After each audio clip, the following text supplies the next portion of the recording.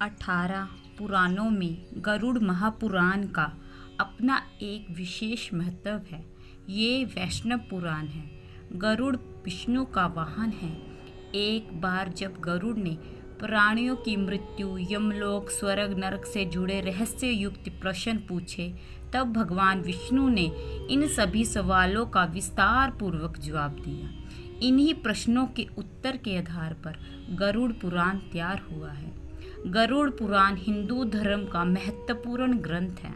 गरुड़ पुराण में 19,000 श्लोक हैं, जिसके 7,000 श्लोक जीवन से जुड़ी गूढ़ बातों को बताया गया है।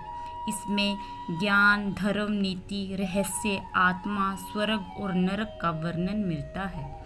मान्यता है कि घर पर किसी परिजन की मृत्यु के पश्चात गरुड़ पुराण का पाठ 13 दिनों तक करवाया जाता है।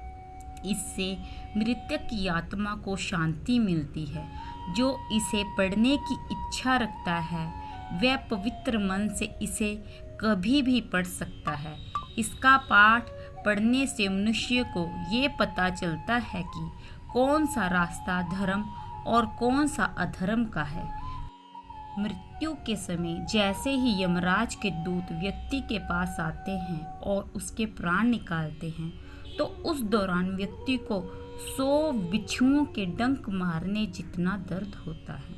साथ ही व्यक्ति का मुंह अंदर से सूखने लगता है और उसकी लार आने लगती है और बिना कुछ कहे व्यक्ति के प्राण निकल जाते हैं। व्यक्ति के कर्मों के अनुसार ही उसके प्राण भी निकलते हैं, जैसे आँख, कान या प्राणवायु नीचे के मार्ग से। फिर आत्मा को यमराज के पास लाया जाता है। यमराज जो मृत्यु के देवता हैं। यमराज भैंसे पर सवार दंडधर हैं। वह जीवों के शुभ अशुभ कर्मों के निर्णायक हैं। यमराज का विवाह दक्ष प्रजापति की 84 कन्याओं में से 23 कन्याओं के साथ हुआ है। इनके नाना का नाम विश्वकर्मा है, माता संज्ञा और पिता सूर्य हैं। इनके भाई बहन शनिदेव, अश्विनी कुमार, यमुना, भद्रा और करण हैं। यहाँ यमदूत कुछ घंटों के लिए आत्मा को रखते हैं और व्यक्ति के कर्मों को दिखाया जाता है। इसके बाद आत्मा को फिर 13वीं तक उसके शरीर के पास छोड़ दिया जाता है।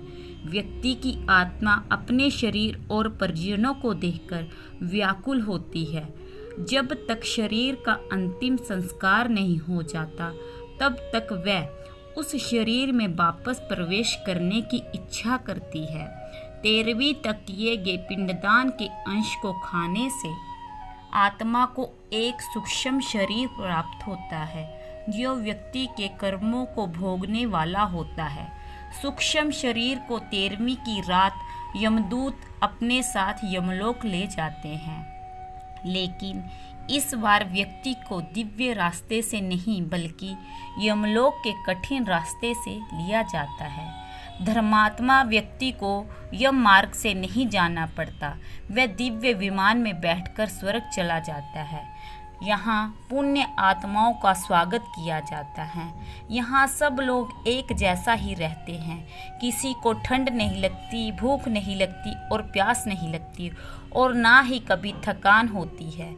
वे हर प्रकार के दुख से दूर होते हैं। और दूसरी ओर नरक में जाने वाली आत्माएं बहुत सारी कठिनाइयों का सामना करना पड़ता है।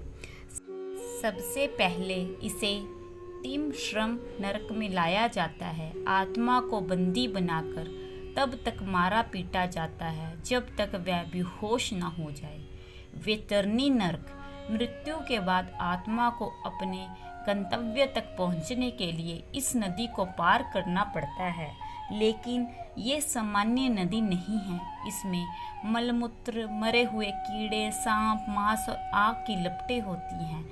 इस नदी का रंग लाल होता है। ऐसे लोग जिन्होंने अपने जीवन में खूब पाप किया हो, उनकी आत्मा को इस नदी से गुजरना पड़ता है। तप्त मूर्ति नरक, इसमें आत्मा को आग में रखा जाता है। कुंभी पाकम नरक, इसमें आत्मा को गर्म तेल डालकर यातनाएं दी जाती है।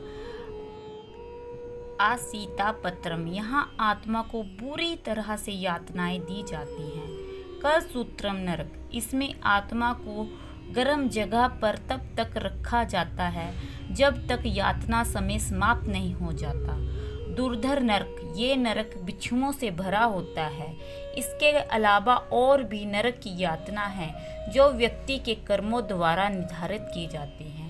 गरुड़ पुराण में बताया गया है कि मनुष्य के जीवन के 7 चक्र निश्चित हैं और यदि कोई मनुष्य इस चक्र को पूरा नहीं करता अर्थात अकाल मृत्यु को प्राप्त हो जाता है, उसे मृत्यु के बाद भी कई प्रकार के कष्ट भोगने पड़ते हैं। यदि कोई व्यक्ति भूख से पीड़ित होकर मर जाता है, हिंसक प्राणी द्वारा मारा जाता है या फिर गले में फांसी का फंदा लगाने वाला जो विष पीकर या अग्नि में जलकर अथवा जल में डूबने से मर जाते हैं, यह सर्प के काटने से या फिर दुर्घटना कारण मृत्यु हो जाती है तो वे अकाल मृत्यु को प्राप्त हो जाते हैं।